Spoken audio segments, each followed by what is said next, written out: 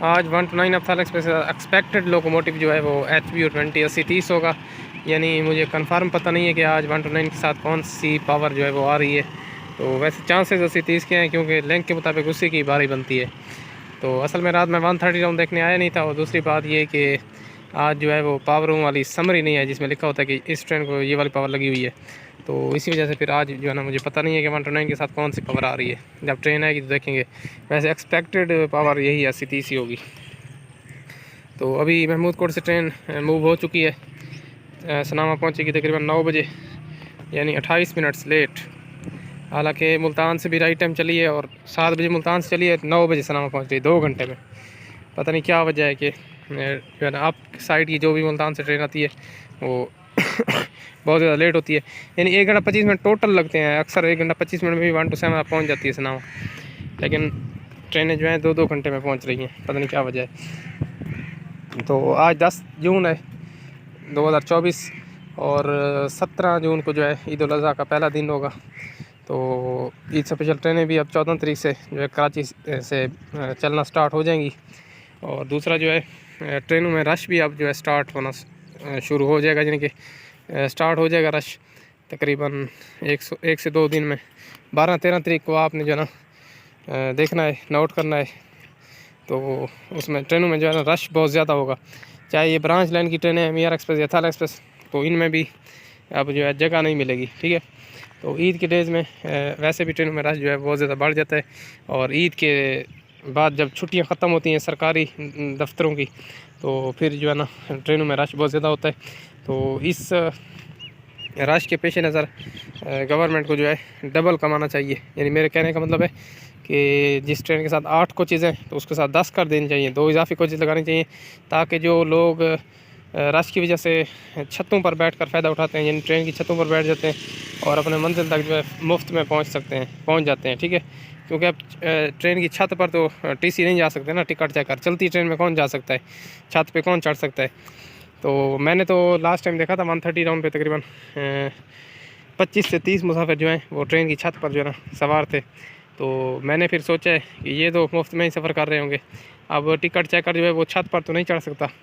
अब जिस मुसाफिर का फासला इतना हो कि सनामा से कोटोदू तक उसने जाना हो, 14 मिनट का सफ़र हो, 14 मिनट के सफ़र में कौन सा टिकट चेकर जो है वो छत पे चढ़ेगा और सब मुसाफिरों की टिकट चेक करेगा। तो कहने का मतलब है कि ऐसे मौका पर जो है ना गवर्नमेंट को चाहिए जिस ट्रेन की 8 कोचेज़ हैं उसकी 10 करनी चाहिए, ताकि उनको फ़ायदा मिल सके। क्योंकि 8 कोचेज़ होती हैं, 8 की 8 वो तो हो जाती हैं फुल। ठीक है। उसमें भी जो गेट में बंदे ठहरे होते हैं वो भी फ्री में सफ़र कर जाते हैं, क्योंकि ईद डेज़ में बहुत ज़्यादा रश होता है ट्रेनों में। दूसरा जो छतों पर बैठते हैं तो उनके लिए बहुत अच्छी सहूलत है कि वो बगैर टिकट के अपने जो है ना मंजिल तक पहुंच सकते हैं। इसी वजह से मैं कह रहा हूं कि अगर 2 कोचेज़ या 3 कोचेज़ जो है बढ़ा दी जाएंगी तो छतों वाले जो लोग हैं वो बोगियों में बैठ जाएंगे, और बोगियों में जब बैठेंगे तो उनको टिकट लेना पड़ेगी। ठीक है। तो ये एकदम मेरे ख्याल में तो बहुत अच्छा होगा। ये मेरे नज़रिए के मुताबिक तो ऐसा करना चाहिए गवर्नमेंट को। ठीक है। यानी जो भी सरकारी ट्रेनें हैं, जो मेन लाइन की ट्रेनें हैं जैसे खैबर मेल है, ये ऐसी ट्रेनें हैं, तो उनमें कोचेज़ ना भी बढ़े तो कोई ख़ास फ़र्क नहीं पड़ता, क्योंकि उधर ई स्पेशल ट्रेनें भी चल रही हैं और भी काफ़ी सारी ट्रेनें चल रही हैं। अगर एक ट्रेन मिस हो जाती मुसाफिरों की तो दूसरी पे वो चढ़ सकते हैं। ठीक है। जो ब्रांच लाइन पर ट्रेनें चल रही हैं जैसे कुंदिया से मुल्तान और रावलपिंडी से मुल्तान के लिए थल एक्सप्रेस चल रही है, तो इसके साथ वैसे 9-10 कोचेज़ एवरेज लग रही है। तो इस ईद डेज़ में इसके साथ 12 कोचेज़ कर देनी चाहिए। ठीक है। इससे जो मुसाफिर छतों पर सफ़र करते हैं या गेट में ठहरते हैं ट्रेन के गेट में, तो उनके लिए भी थोड़ी सहूलत होगी। वो जब कोचेज़ में बैठेंगे तो वो भी टिकट जो है लेंगे, साफ ज़ाहिर है। लेकिन जो ट्रेन की छत पर सवार होते हैं ना, वो कंफर्म बात है कि वो टिकट नहीं लेते, मुफ्त में सफ़र करते हैं। तो इस बार भी मैं अपने यानी कि अंदाज़े के मुताबिक कह रहा हूँ कि ईद डेज़ में भी आपको थाल एक्सप्रेस वही 9 से 10 कोच लगी हुई नज़र आएंगी। एक कोच भी गवर्नमेंट नहीं बढ़ाएगी, देख लेंगे आप। ठीक है। तो इसमें जो है ना मुफ्त सफ़र करने वाले मज़े करेंगे। ये ख़ुद गवर्नमेंट जो है ना लोगों को ऐसे मज़े करवाती है। यानी 2 कोचेज़ बढ़ा सकते हैं, अगर 10 से 12 कर देंगे क्या हो जाएगा, लेकिन नहीं बढ़ाते। ये मैंने आपको बोला है ना, मैं जो है ईद डेज़ में वीडियो बनाऊंगा तो आपने देखना है थाल एक्सप्रेस वही कोचेज़ लगी हुई। प्राइवेट कंपनी की और बात है, और मैं गारंटी से कहता हूँ प्राइवेट कंपनी जो प्राइवेट ट्रेन है ना, इनकी छतों पर अगर लोग सफ़र करें तो प्राइवेट वाले जो है उनको उतरने नहीं देंगे जब तक टिकट नहीं लेंगे। ये कन्फर्म मैं कहता हूँ। सरकारी में इतना सख्ती नहीं है, ये लोग मुफ्त भी सफ़र करें तो वो इजीली बच जाते हैं, लेकिन प्राइवेट कंपनीज़ वाले ऐसा काम नहीं करने होने देते।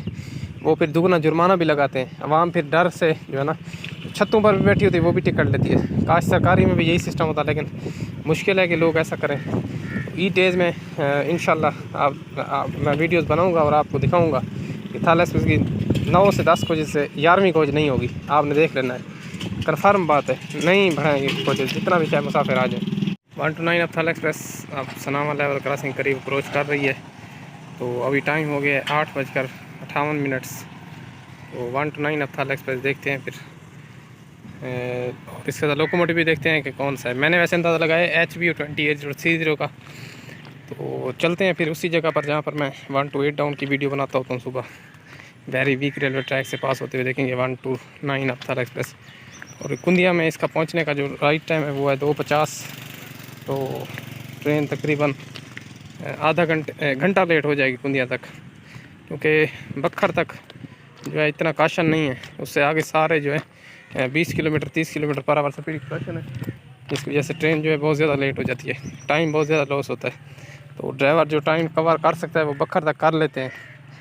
अगर बखर तक ट्रेन लेट हो जाए तो फिर आगे टाइम नहीं निकल सकता। यानी आगे सारे काशन एरिया है। शाह आलम और कलूरकोट साइड पर तो डेली जो है रेलवे वर्कर्स जो हैं वो काम कर रहे हैं, क्योंकि उस साइड पर जो है इस मौसम में सारी रेत ट्रैक पर आ जाती है। इसकी वजह से सिर्फ रेल की पटड़ी नज़र आती है, बाकी ये स्लीपर्स वगैरह भी नज़र नहीं आते, वो भी मिट्टी से पूर हो जाते हैं। ठीक है, तो उस साइड पर डेली जो है लेबर जो रेलवे की है वो वर्किंग कर रही हैं। तो ट्रेन को भी अक्सर रोका जाता है स्टार्ट रेट काशन पर, क्योंकि ट्रैक जो है वो बन रहा होता है। तो उस साइड पर ट्रेन का टाइम फिर कवर नहीं हो सकता। जहाँ 10 मिनट का फासला होता है आजकल जिस तरह मौसम चल रहा है, तो उस मौसम में उधर 10 मिनट का फासला 20 मिनट में कवर होता है, क्योंकि बिल्कुल ट्रैक ख़त्म हो चुका है उधर। तो 1 to 9 भी अब हमारे पीछे आ गई है। तो देखते हैं फिर ये लोकोमोटिव कौन सा है। मैंने वैसे एक्सपेक्टेड बताया है आपको C30।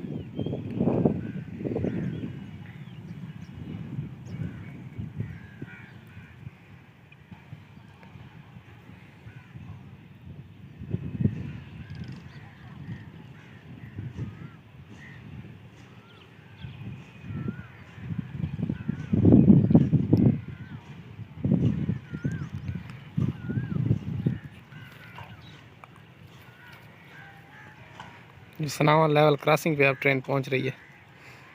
इससे आगे फिर सनावा स्टेशन।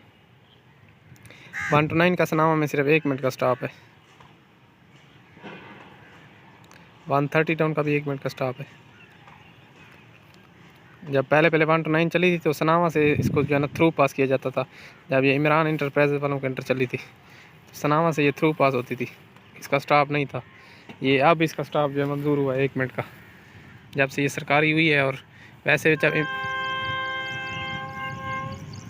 20 साल से तो कन्फर्म पता चल रहा है कि C30 है लोकोमोटिव।